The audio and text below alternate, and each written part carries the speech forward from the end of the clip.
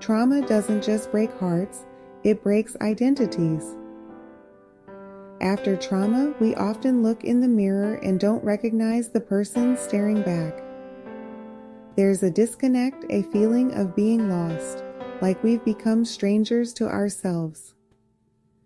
This chapter is about exploring that sense of loss, understanding the ways trauma alters our identity, and beginning the process of rediscovering who we were at our core. When trauma strikes, it distorts our sense of who we are. Whether it's betrayal, violence, or loss, the impact is often the same. Parts of us go missing. Survivors often feel like they've had to shut down parts of themselves to survive.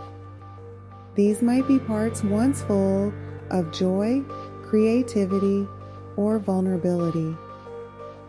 They feel like they've lost the version of themselves that was more open and trusting.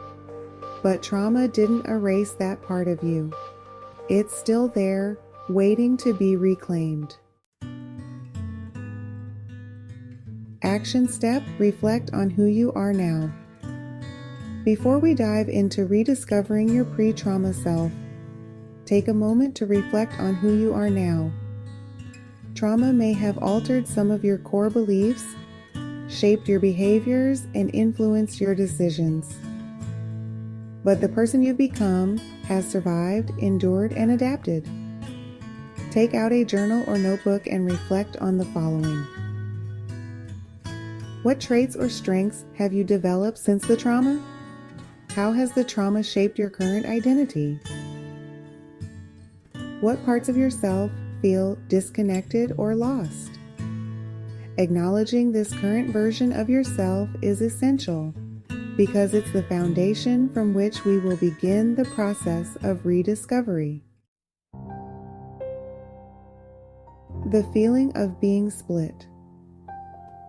Many people who experience trauma describe feeling like there are two versions of themselves: the person they were before and the person they are now. This split can feel like an internal battle between who you were and who you're expected to be after the trauma. The pre-trauma self might feel like a distant memory, while the post-trauma self feels consumed by survival mode. The goal of this book is not to choose one version of yourself over the other, but to integrate both into a whole, healed identity. Action step: writing a letter to your lost self. As we did in Chapter 1, let's continue the practice of letter writing as a way to engage with these fragmented parts of your identity. Write a letter to the version of yourself that feels lost. Express compassion, acknowledgement, and curiosity about that part of you. This is about starting a dialogue with the pieces of yourself that feel distant. In your letter, consider addressing: what do you miss most about your pre-trauma self? What qualities or strengths did that version of you have that you admire?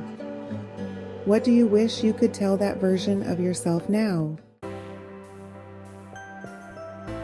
Healing the split. Reconnecting with your pre-trauma self is a process.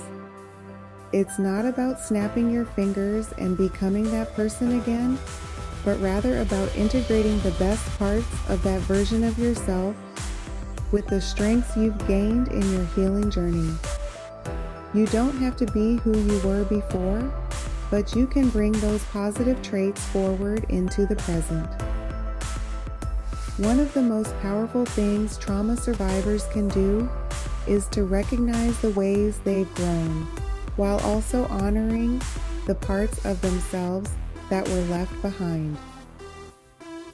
Both versions of you, the one before and the one now, are valuable, and together they make you whole. Exercise, memory, recall for reconnection. Reclaim lost pieces of yourself by recalling memories from before the trauma. Moments of joy, accomplishment, or times when you felt most like yourself. Sometimes the things that feel most distant are what we need to remember. What's a memory of pure happiness from before the trauma? What did you love to do that you stopped doing after the trauma? Who were the people in your life that made you feel most like yourself? Allow these memories to flow naturally. Tap into your pre-trauma self through the power of memory. Conclusion of Chapter 2. Rediscovering who you were before the trauma is not about going back. It's about reclaiming the parts of yourself that still exist, even if they feel lost. This chapter invites you to start the process of remembering, reconnecting, and healing the divide between who you were and who you are now. As we continue, you will learn that both versions of yourself are equally important, and together, they will guide you toward a whole, integrated sense of self. Thank you for being part of this journey so far. The next step in our healing path is Chapter 3, and it's one you won't want to miss. We'll dive deeper into reclaiming your power and continuing to move forward together.